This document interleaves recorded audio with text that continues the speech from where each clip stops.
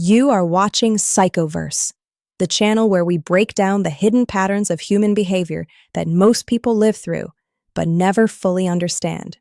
Today, we are talking about one of the most searched topics in psychology right now: how to recognize if someone in your life is a narcissist. Not the word people throw around casually when someone is selfish or difficult. The real pattern.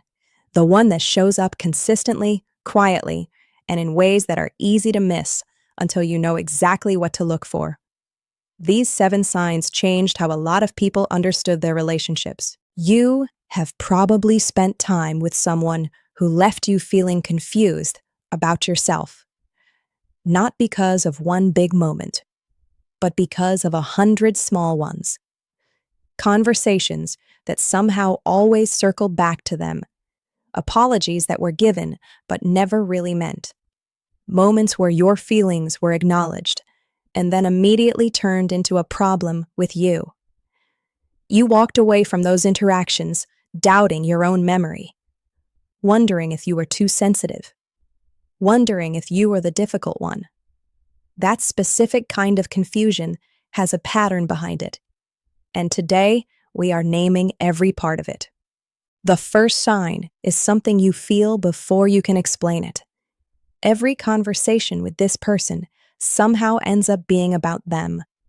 You share something personal, and within 2 sentences, they have redirected to their own experience.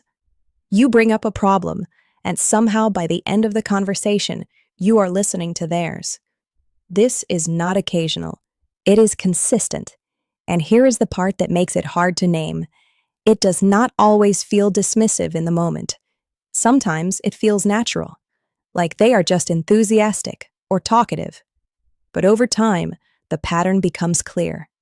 Your inner world rarely gets to stay in the center of the conversation for long, because for a narcissist, the conversation is always ultimately a stage, and they are always the main character. The second sign is one of the most defining characteristics of narcissism: a consistent inability to genuinely sit with another person's pain.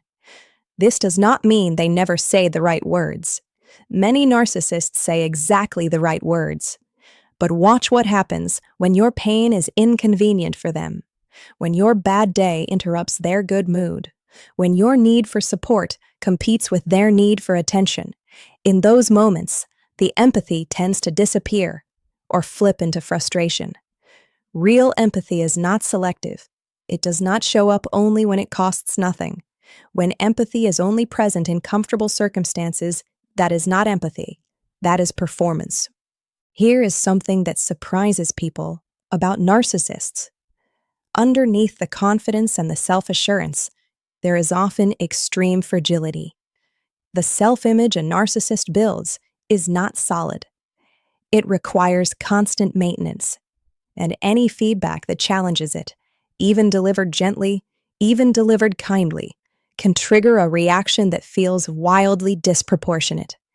Anger, sulking, turning it back on you, disappearing emotionally. Psychologists describe this as narcissistic injury. The moment the carefully constructed image receives even a small crack. What you experience is not a person processing feedback. It is a person defending a version of themselves they cannot afford to question.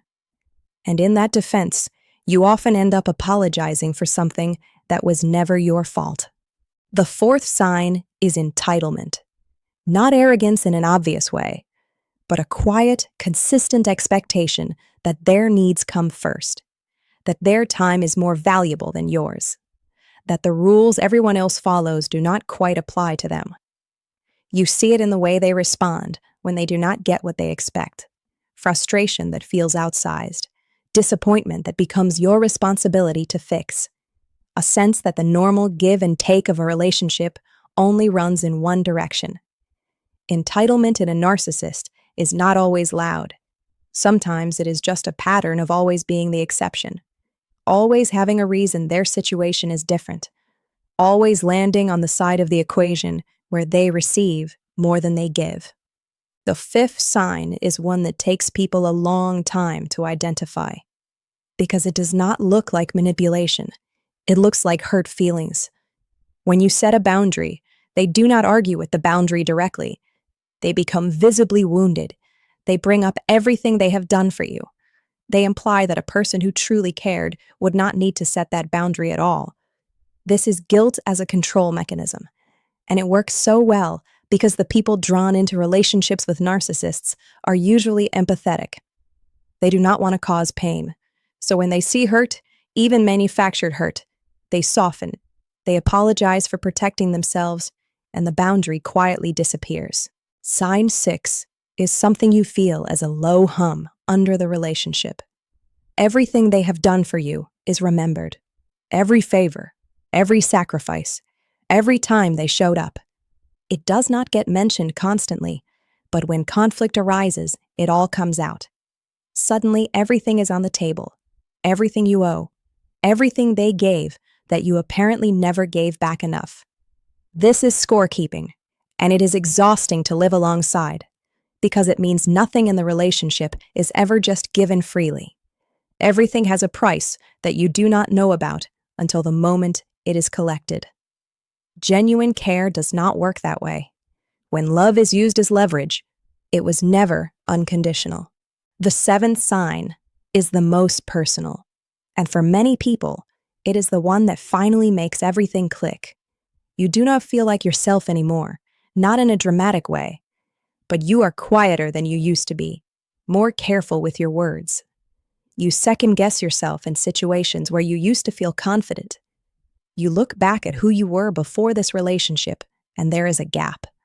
A version of you that was more present, more trusting, more at ease. That shift did not happen overnight. It happened through 100 small moments of being made to feel too much, too sensitive, too difficult. And the fact that you can feel that gap, that you notice the distance between who you were and who you have become, is important, because that awareness is where things begin to change. Here is what I want to leave you with today. Recognizing these signs is not about labeling someone. It is not about building a case against a person or writing anyone off.